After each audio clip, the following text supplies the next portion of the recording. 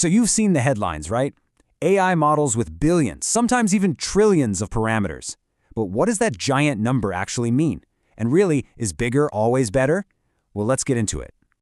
It's so easy to assume that a 100 billion parameter model has to be smarter than, say, a 10 billion one. I mean, it makes sense on the surface. But the reality? It is way more interesting and a lot more complex than that. The truth isn't just about size. It's all about how that size is used. Okay, so let's get on the same page. The easiest way to think about this is to imagine an AI as this gigantic control board with billions and billions of tiny knobs. Each one of those knobs is a parameter, and as the model trains, it's just constantly, meticulously turning and tuning these knobs to get better at understanding patterns in language, facts, and even reasoning.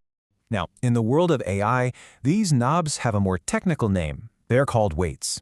These are really the heart of the model.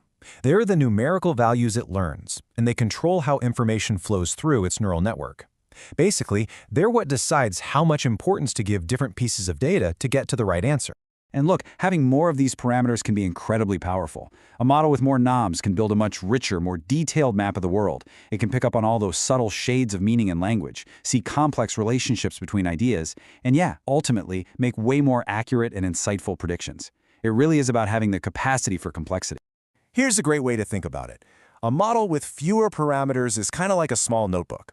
A model with many is like a massive encyclopedia. Now, obviously, the encyclopedia has the potential to hold an unbelievable amount of information. But, and this is the most important part, that potential is only realized if its pages are filled with high-quality, well-organized knowledge.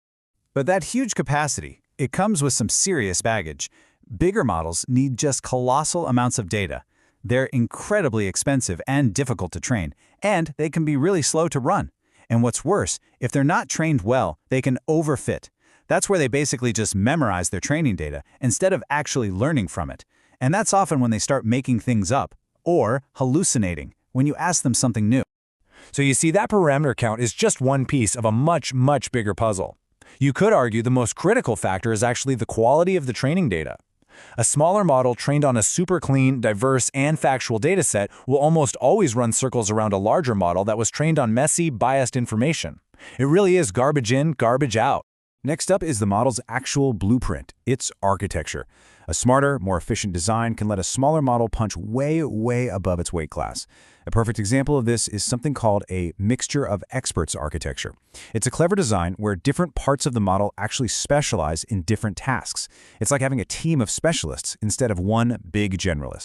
Then there's the whole question of how the model is taught. The training strategy itself is a huge deal. You have techniques like reinforcement learning from human feedback, which is absolutely crucial.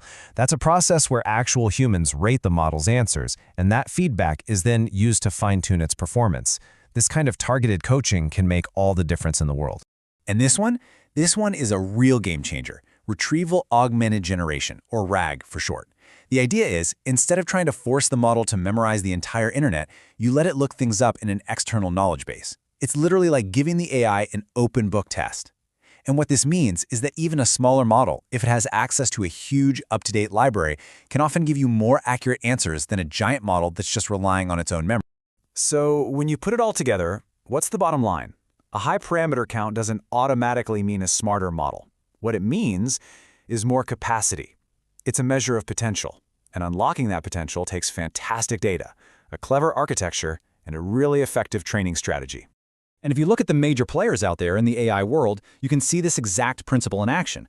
Google's Gemini models, they use that mixture of experts approach we just talked about. Meta offers a whole range of open weights models in different sizes, from 8 billion to 70 billion. And a company like Mistral is famous for its super efficient models that really do punch above their weight. It's pretty clear the race for AI dominance is not just about one single number. This is exactly why you see these companies releasing entire families of models. There is no one-size-fits-all solution here. You need those small, zippy models for things that run on your phone, like autocomplete. You need the balanced mid-size ones for business apps. And then you need those massive flagship models for really complex research where accuracy is absolutely everything.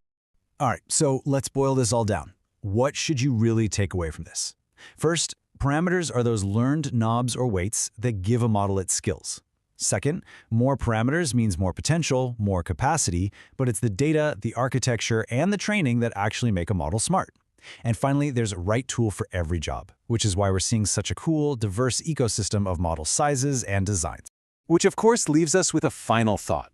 Now that you know the real story behind that one big, shiny number, the next time you see a company announce some massive new model, what are you going to look for? Are you going to dig for details on its training data or its architecture?